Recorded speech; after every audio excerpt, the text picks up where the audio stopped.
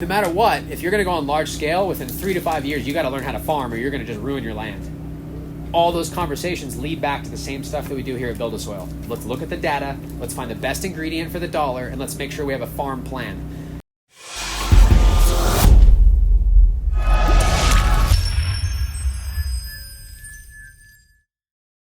Duplicatable. And then people would ship that part and they'd get their own nutrients, their own minerals, and they'd make their own soil. And that created enough of a cult following where those people have scaled up. They don't have time to mix their own soil, but they trust us to do the same recipe they've been working with, and we ship it all over the country. And so then we started testing those at the lab, and we found that even with the best compost, when you put 33% compost, 1/3, you have excess potassium, a lot of times excess sodium, and a lot of times wildly high amounts of nutrients. Things still work. They work very well because we're relying heavily on biology.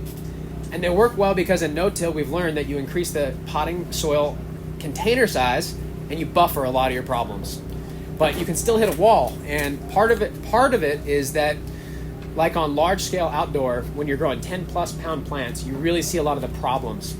In a soil mix, you have to continually feed. Biology is important. You'll hit major walls on micronutrient shortages. You don't see that same pressure when you're just back-to-back, dropping clones in and flipping and turning. But it still builds up over time. And so when you have this larger container, the fresh root that's growing can pick up nutrients slightly easier than when it gets a little bit more root bound. And so in organics, you learn early on, like, oh, put some new shoes on it right away. Get a bigger bed, you'll be fine. But what if we can use some soil testing to buffer those problems so that even in a smaller container or a larger container, you're not relying so heavily on the buffering capacity for it to do its job? And so we were just curious in the beginning, and we didn't know what we'd do with the information. But when we started cutting back the percentages of compost, depending on what the source was, we found that industrial standards or agricultural standards kind of held true. If you went down to about 15% compost, you could almost afford to guess a little more on the source of your compost. Because at 15%, you're probably not going to overdo the problems that are present, because most compost is at least decent, right? But then if we send it to the lab, we could add just the right amount of calcium. We could buffer it with a couple things. And then from there, it's a palette. You can put your favorite amendments in because those are known variables. And it works. So we started sharing that. Our Buildasoil Light is based on like a 15 to 20% compost recipe. And it's really strong. It comes out the gate with a neutral pH and very fast growing.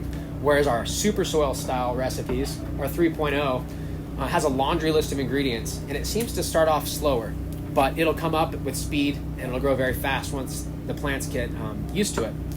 And so when we do this, we encourage all of our customers to do soil testing. We find the commercial ones are most often who's doing that. And if we can keep the sodium low and we can keep the calcium high, and then we can add little bits of nitrogen when we need it instead of overdoing it and calling the pests in, we seem to have much better management. And what that means to the home grower is that we just keep it simple like we've always known. And when you start doubling up, hey, it said half cup of this, I'm going to put 1 cup. If it's fishbone meal, you might have extra sodium that round, and it may be that limiting factor that actually kills your yield even though the quality's good. And it's like, it's so forgiving that you can afford to, on a small scale, really overdo a lot of things trying to love on this like a pet, just more water, more nutrients, and things can get out of hand pretty quick. And so those foundational principles, using the lab has taught us that less is more. You don't have to add so much back each time. A bigger container works better. There's a lot of reasons for that. But if we can look at a proven recipe, good compost, and using data to make our decisions on larger scale, we can save a lot of money. And so typically what we saw on those recipes was high potassium, high sodium, a lack of phosphorus, and a lack of, I would say, calcium that's actually in the soil. A lot of times people would use excessive calcium carbonate, and it would kind of jack up the overall soil numbers from the lab. And so lately what we do, we send it to the lab and we do a regular soil test. And if you've limed recently on the farm, they know it's going to skew the test, and so they often recommend another type of testing. Colorado, we're super alkaline, and on potting soil, this AA8.2, this amino acetate, it helps get all the calcium out and find out where the real cation exchange level. And what that means to the home grower is that your soil can only hold a certain amount of nutrients. And if we can raise that holding capacity up, it'll slow release for a longer period without causing problems. And all the math's based on that one number. And when you overdo the calcium, it skews the math a little bit. And so when we found that we could use this test, we could start to get those base numbers right, everything else fell in line. And then we can almost forget that conversation. We can now move back to the whole organic side of it, where watering is pretty much the most important thing. Keeping the biology active. And if you start to underwater and overwater, you start to get the dominoes tipped, where you get pest pressure, disease pressure, and issues. Because what we're trying to do is keep this energy flow and cycle the whole time.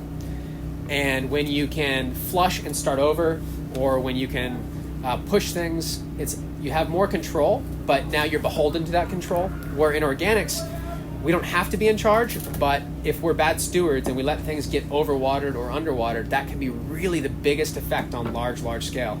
Same at home, but when you have a lot of helpers watering, you lose the gut intuition. And now we're looking at how do we scale watering? How do we make sure that's accurate? And a lot of that comes to the texture. And if we're making all of our own home recipes or ordering different types of soils throughout the process, each bed can be different. And so that can affect everything. So from the original soil recipes, finding out the high potassium and the potential high sodium of adding lots and lots of compost, bringing it back to balance, we found a number of things. And that led us back to what Buildasoil does. Once you've identified an ingredient that you need, whether it's on a soil test or whether it's just because you've heard about something you want to try it, you have to go through a process of finding and sourcing ingredients. And so to be independent is to know how to do that. And so whether it's Buildasoil or any other company, we feel like if we educate the customer and they are in power, that means they'll either end up at Buildasoil because we've found good products that are in alignment with what the current educational standards are, or that means we need to keep looking for the best product. And so by educating our customers, it keeps us accountable to that, because that means that if they outpace us in knowledge, then we're going to be behind the curve and no longer relevant. And good thing is, with organics, it comes back to basics that are kind of never changing. And so just like you look at food, and you look at if it has 1,000 ingredients and they're all hard to say, a lot of times that's a red flag. And so when we look for a soil test, it's more like a Rubik's Cube. If you get an answer that says you need more calcium, what are you going to do? There's gypsum, that's calcium and sulfur. There's lime, which is calcium and magnesium carbonate. And those affect the pH differently. They also affect the soil differently. There's calcium with phosphorus. And so what I'm saying is, it usually affects more than one part of that cube when you start to move aside, thinking you're getting ahead, right? And you're just undoing what you've previously done. And so when we overcomplicate things and we try to live against a soil test only, instead of also live in the grow room where the plants are telling you things, right? And the environment is a big part of that picture, we miss a lot of that. And so when we source ingredients, it helps us eliminate the confusion on large scale, small scale, because if we know that, hey, we did heavy metal testing on the input and we know it's not rich in sodium, it meets the needs of what we're looking for, you start to not have to have these gut questions like, man, I wonder if it was that top dressing I did. Maybe I should look into that product and find out a little more. And so, like fishbone meal, it's a great product, but it has a lot of sodium.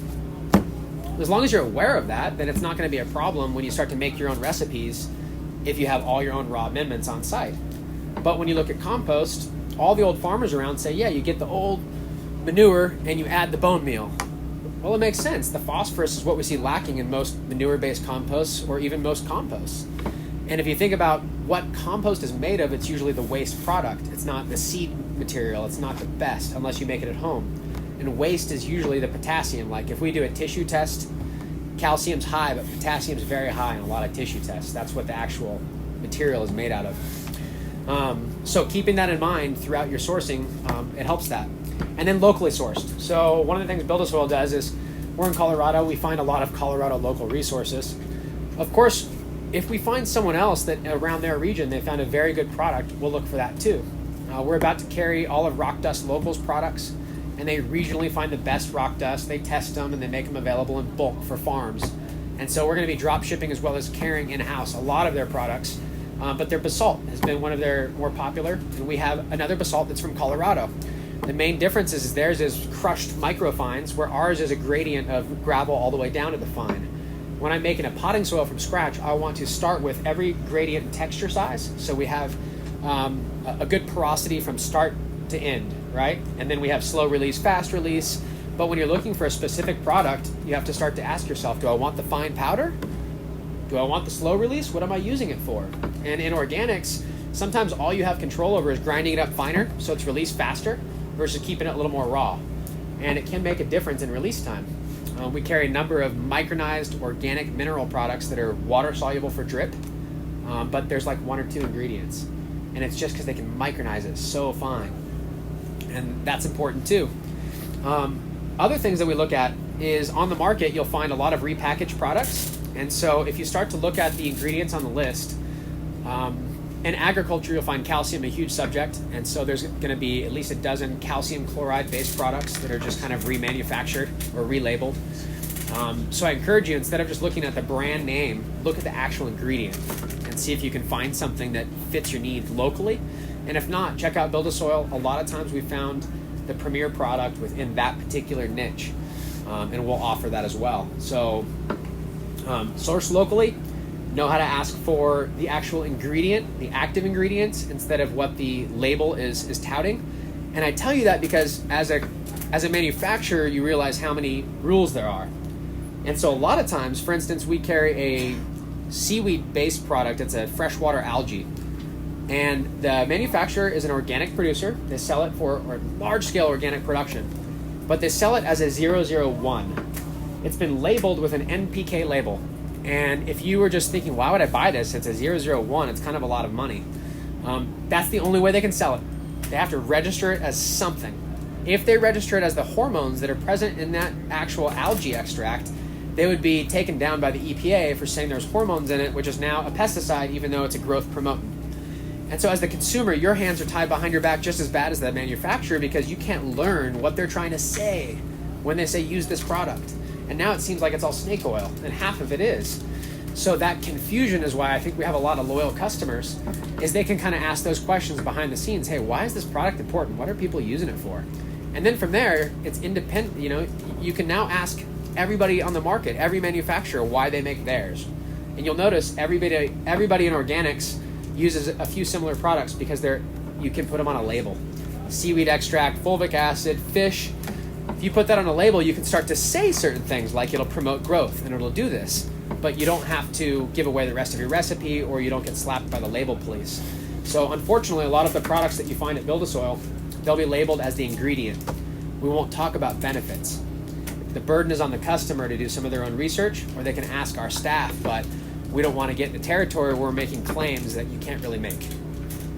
So that's part of doing your research on organics, even on large scale. On large scale, depending on the state, we have different games that producers play. So for instance, in Colorado, if you are growing in soil, you don't have to put on your label anything you add that's organic.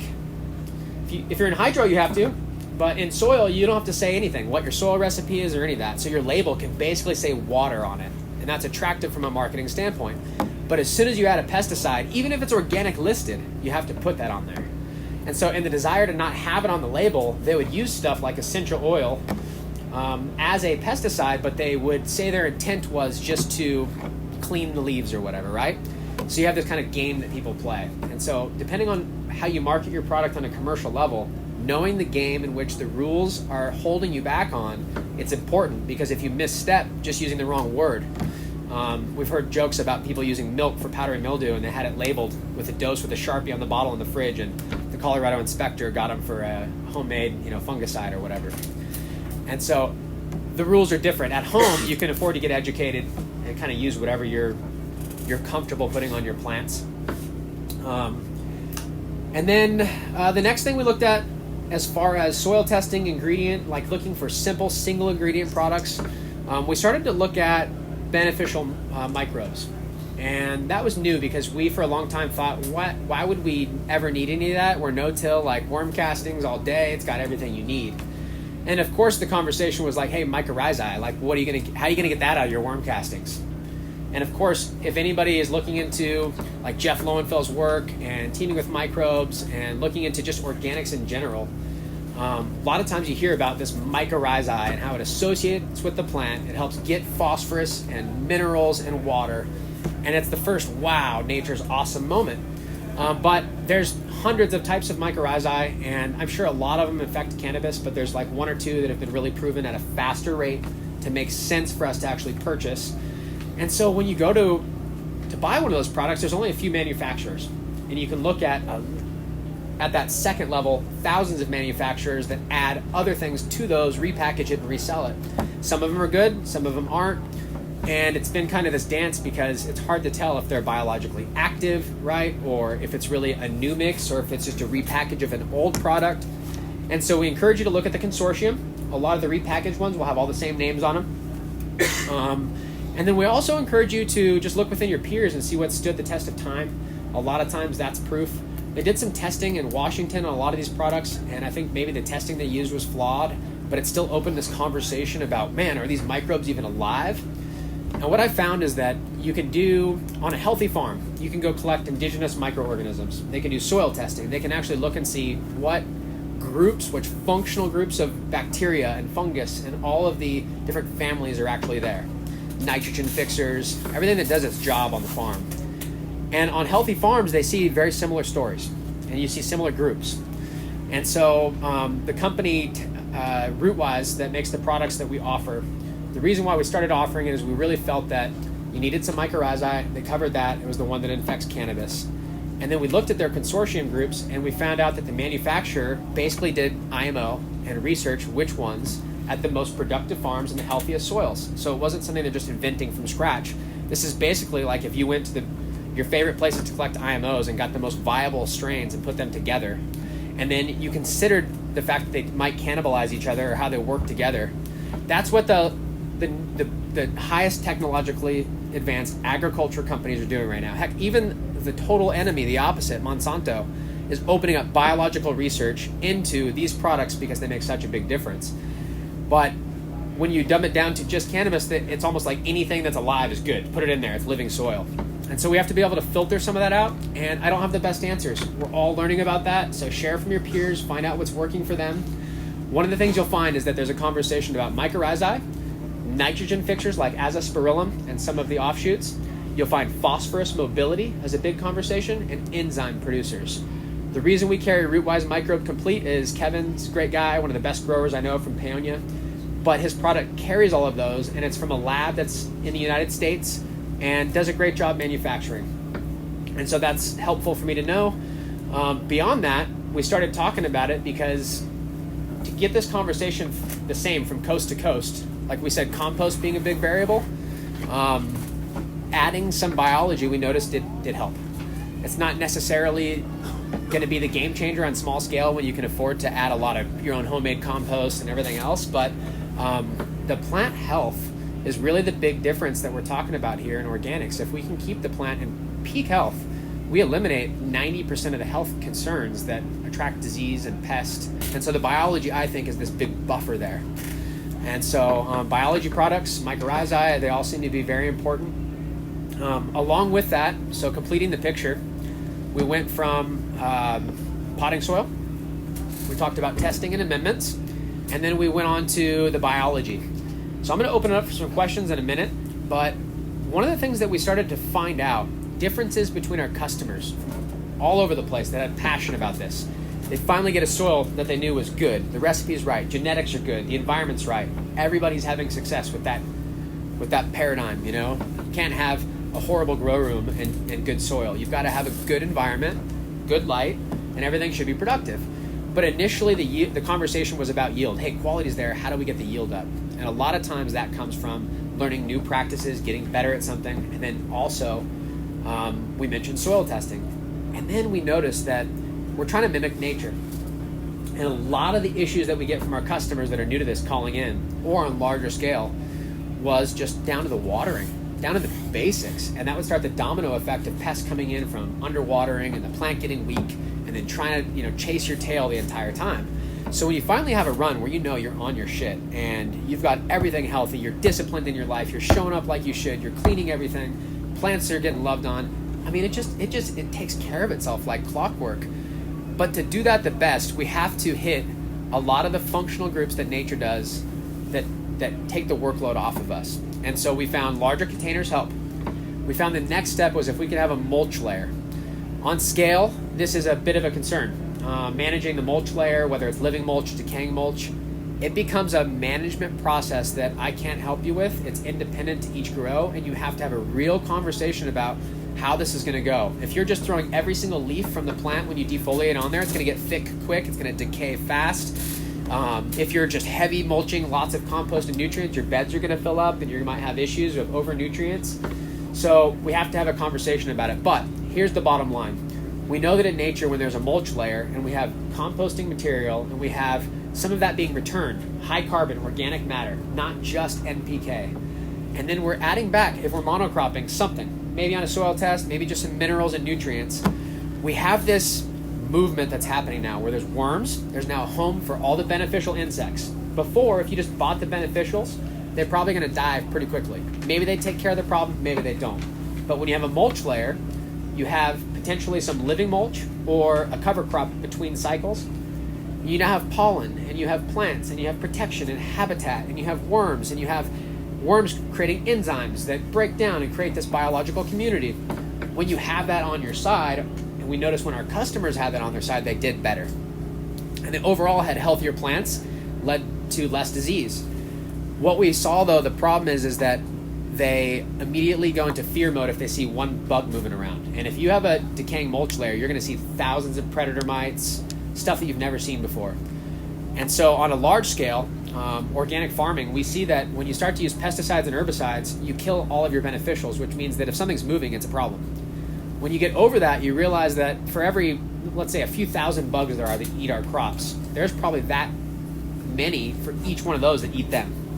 And so if you can attract the warrior team in by inoculating, probably buying some nematodes, some predator mites, some rove beetles, but that's expensive. So without the cover crop, without the mulch layer, you're missing a very important part of nature that I think is going to give you a defense mechanism against a lot of the problems in your grow, commercial or small scale. The challenge is if you start off wrong and you don't put the beneficials in right away and you get a million fungus gnats because we put premium compost down that's not been sterilized, it can start to get where it's like, man, we got to change. We got to kill all this shit and go back to the way we were doing it. And a lot of people either go through that lesson and make a change for the worse or a change for the better, but when you've been out the other side and you've seen that these things do go away, that this organic shit really can work and that you're not riddled with pests when you do it right, there comes a confidence.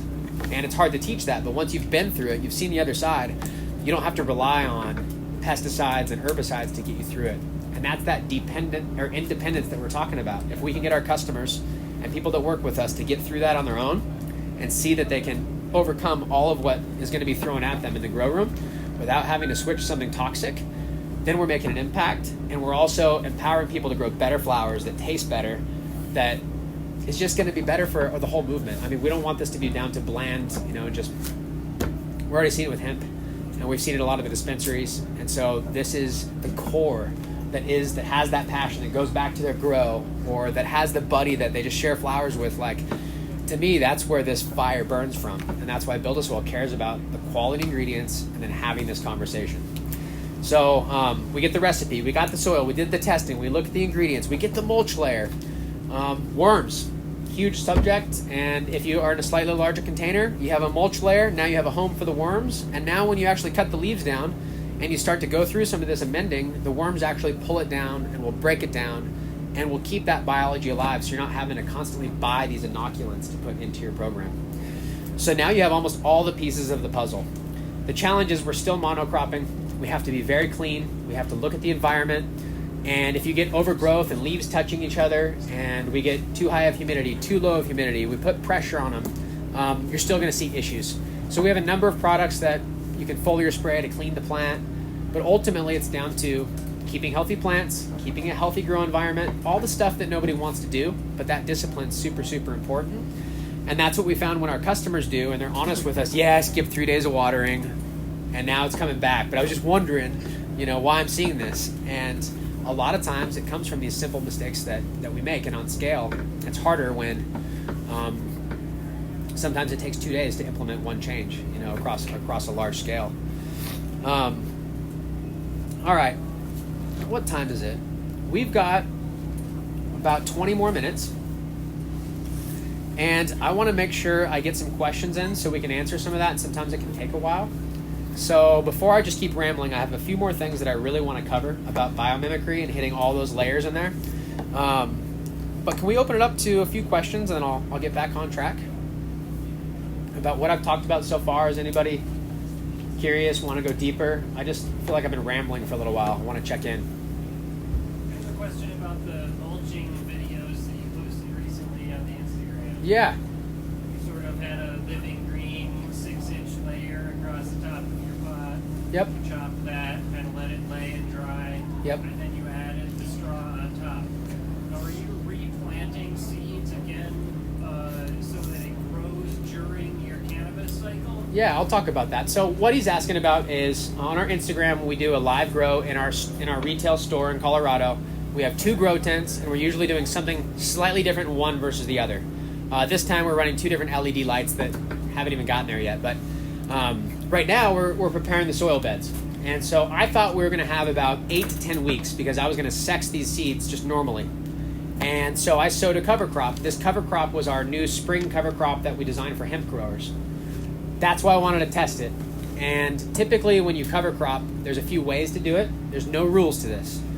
But you usually sow it after your cash crop in fall. It grows all winter long. You might sow something again in spring, but the idea is to build as much biomass, till the soil, attract the beneficials, outcompete the weeds. And then either you crimp it, on large scale with the right tools and it dies as kind of a hard mulch that you've grown, or you can incorporate it.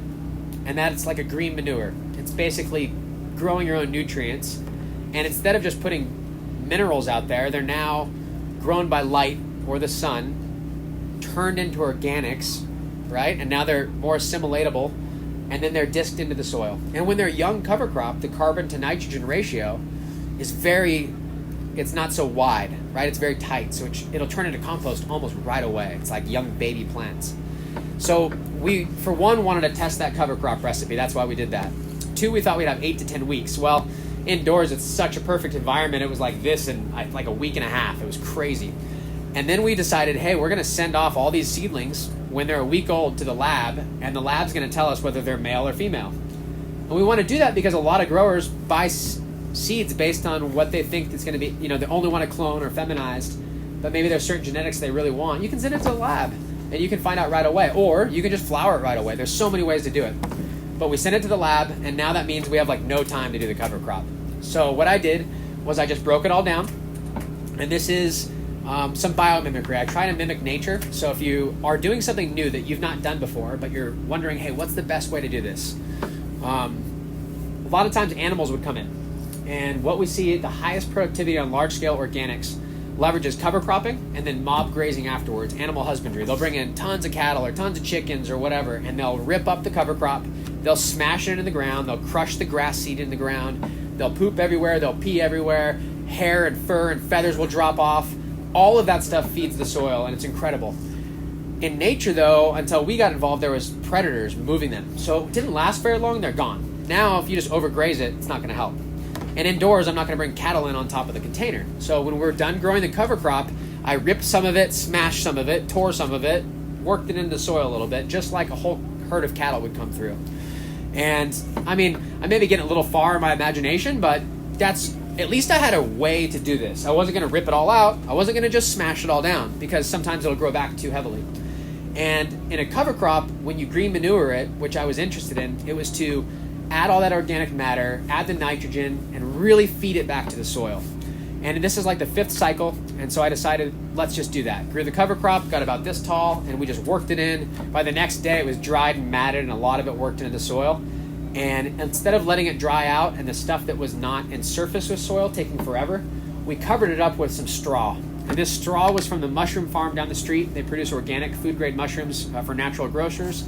And they have these bags that are twisted up, and they have like sterile straw in there that they had inoculated with their blue oyster mushrooms and grew beautiful mushrooms. And we sell those after 1 cycle. A lot of our customers will put them in the dark, they'll grow more mushrooms, and then they'll mulch with it. The idea is at least it's sterile and it's full of fungus. So it's kind of cool, it smells good, it's got a cool factor. but it's moist. And so if you just grab straw, it gets all over your grow room. This is all nice. And so we opened up the log and we spread it out about that thick on top of that dead cover crop now. And when we return from this event, I bet you I'll dig under there and I'll find worms, and it'll be harder to identify a lot of the broken pieces, although there still is going to be a lot of cover crop. And then we'll have the sex of the seeds back by next week. And so we're going to be forced to make a decision. Do we want to continue to feed these little females that we've now identified in their small cup, or do we want to transplant immediately into the soil? That cover crop is so young. It was tilled in. It's not going to cause any robbing of nutrients. So I'm really happy to just plant right back into it. And I think I'll show on the Instagram when I get back that it's going to work phenomenally well. Most of the time on large scale commercial, it's not going to be as economical to shut down for 8 weeks and grow cover crop. But on large scale farming, you can own enough land where you can hit your capacity to do quality product vertically integrated, where you can rest that field, farm this field, rest this one, farm that. And then you can cover crop the whole season instead of just in fall or just in spring. And to better answer your question, when I plant those plants, now that it's covered in straw and the cover crop's decaying and the worms are going crazy, it's going to be more biologically active than it's ever been. I mean, just literally teeming with life. And when I plant again, I'll probably sprinkle more cover crop into the canopy. And it's going to take a little while for it to germinate. There's a lot of straw in there, and it's not going to be nearly as dense as the last stand. But by the time the cannabis grows up a little bit, it's going to start to grow. By the time my canopy blocks it out, most of that cover crop will say it'll stay kind of subservient. It'll stay growing very slowly at a lower level, and it won't try and outcompete and take over the container. And I think that's the way I like to run a living mulch, is I don't like to get it out of control where the cover crop's this tall and the main plant's the same height. I see that it competes more at that point rather than helps. And so that's the process we're going to follow there. And on large scale, we see these hemp farmers fighting the weeds. And when you put cover cropping in, not only does it help suppress that, which we don't have the problems indoors, but you stop killing a lot of the bugs that eat all the weed seeds. And there's a whole group of them that eat those small seeds. And so really, when you start to go chemical and everything's sterile, you really are in charge of everything. And now you have to kill all the weeds, you have to do all these jobs. So for me, to sit there and kill the cover crop all the time, or to speed up the process, it was easier just to cover mulch over it, and now it's going to do it all by itself. And because it's capped from the light and it's moist under there, it's going to be unbelievably active with biology. And that's one of the paradigms that we're hoping to achieve. The best farms have a lot of biology going on, because that's going to buffer against any mistakes we made on making the perfect soil, which does not exist.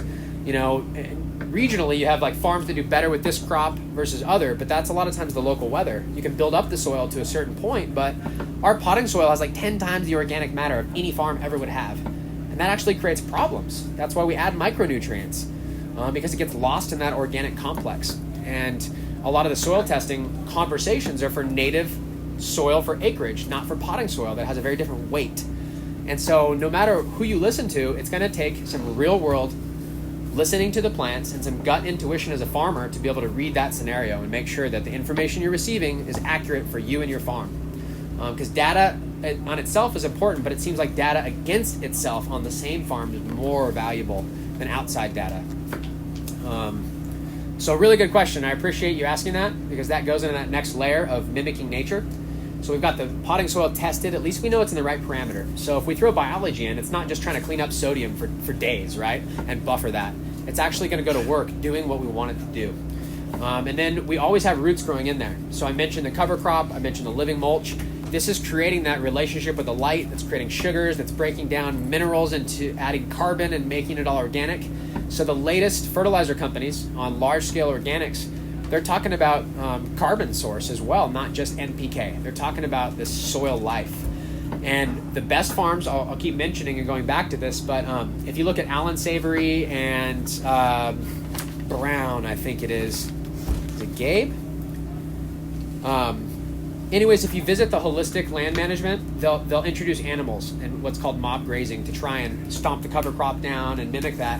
What they're seeing in production is, I mean, even on like corn, stuff that we don't care as much about compared to cannabis, but they're putting up more bushels than the typical corn producer. And they're doing it spending less money, and they're doing it with no pesticides. And so just that data alone is like, it's valuable, because to borrow from that and go, okay, we can produce in a market that's going to be very important to be cost effective on scale, and we can produce better quality, and we can do it with less dollars being input. We can use no pesticides.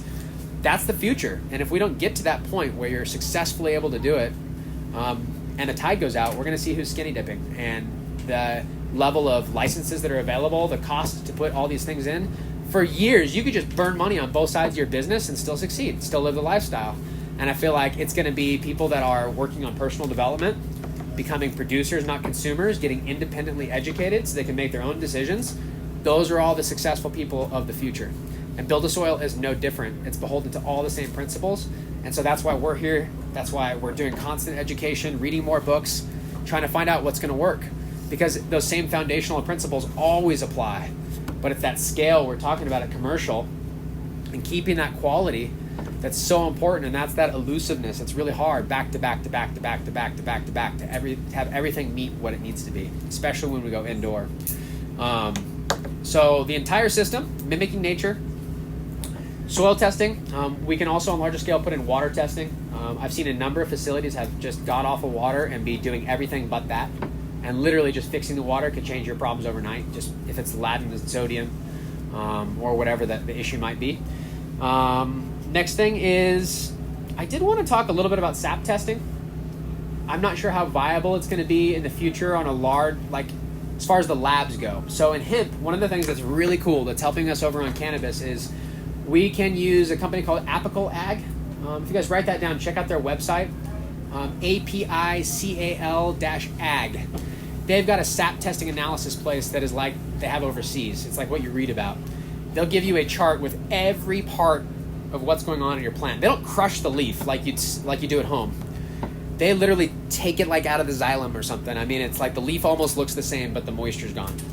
And they're able to get an incredibly accurate reading. And what they do is they read the plant from the old leaf that was produced a while ago, and then you take a reading off the new leaf. So you take like 6 to 10 leaves, stack them, you remove the petiole, you put it in a bag, you put it on an ice pack, and you overnight it to them. They read the old leaf, they read the new leaf, they paint an entire picture for you. That's up to you to work with it, right? But as you start to learn this new frontier, you can see where not only is there like a normal range that we might want to operate in, say for instance for calcium or something, but there's also a relationship between the old leaf and the new leaf. And if they're wildly different than each other, it's telling you that either it doesn't have enough and it used to have enough and now it's getting way less than it used to, or it has an abundance and it's trying not to use it and it's, trying as hard as it can. And so when you have this exact picture, you've done a soil test, you've done the water test, you're now testing on a monocrop on large scale each varietal that you have and getting that analysis of sap and being like, oh my goodness, we are not getting a conversion of nitrogen and we have absolutely no manganese. I wonder if there's a correlation there. And you can ask the company at Apical and they'll give you the answer, or you can start reading books and find out for yourself.